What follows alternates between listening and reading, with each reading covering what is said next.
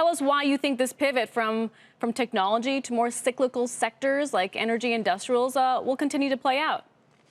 Well, good morning, Seema. And yes, we continue to see the rotation. I know you brought up the small caps earlier and what a phenomenal month they've had. But we look at the blue chip. Look at some of the names like Boeing. We look at some names like CVS or even Berkshire Hathaway, the BRK.B offerings. You see names like that that really been laggards. And those laggards in the market, I know the bigger narrative, Seema, has always been growth of value. But you are seeing a rotation out of growth. You are seeing profit taking. By no means are we walking away from the tech sector. We're going to see some tech sector earnings this week. Actually, be interested to see Salesforce and that software component. But the tech sector will continue to attract assets in 2021. But it's only prudent now for active investors, financial advisors to book some profits and broaden their exposure, to your point. But what's interesting is that you are seeing some of these names, these blue chip names that have always been around and a part of a portfolio. They've just been laggards. They've fallen out of favor. So look at like a Waste Management. Look at some of these names that just don't attract assets typically, and you're seeing the rotation. You even saw a huge hedge fund out of Korea over the weekend book some profits and reduce their exposure to technology. So that's where I get excited about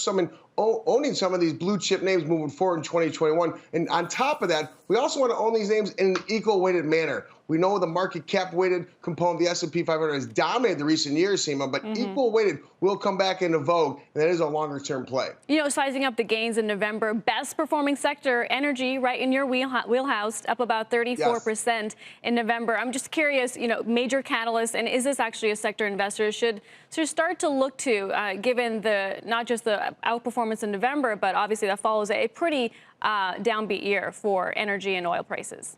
Well, energy still the worst sector in the S&P 500. But to your point, and even on our sector rotation model, which is all technicals, we owned it in the month of November. And it's interesting. It was tethered to $40. Look at WTI. Tethered to $40 for quite some time. And all of a sudden now we see demand. And I think it's really more a component or a tailwind of the vaccine news. We continue to get great vaccine news. And I think every week we look at the demand potentially for oil. And of course, it's focused on the demand out of Asia. But right now, with crude oil at $45, I think that is illuminating the fact that demand is going to be okay. And there's a light at the end of the tunnel, Seema. And that is all in conjunction with the U.S. dollar weakening. We saw the U.S. dollar go under 92. But energy, have not wanted to own it all year long, but the month of November has been quite rewarding. Yeah, dollar now at a 2.5-year low.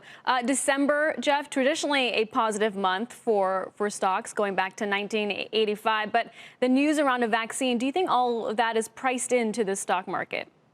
I don't think it is, to be honest with you. We're still seeing $5 trillion in money market funds, and the Fed continues to articulate their message of it's a risk-on environment. So I think a lot of people are going to be breaking out their Christmas list early, Seema, and they're going to be buying names that they want to hold for 2021. Look at the 10-year note, back under 85 basis points. I think this risk-on environment, it may not feel great up here in the S&P 500 above 3,600, but the Fed is telling you to take risk.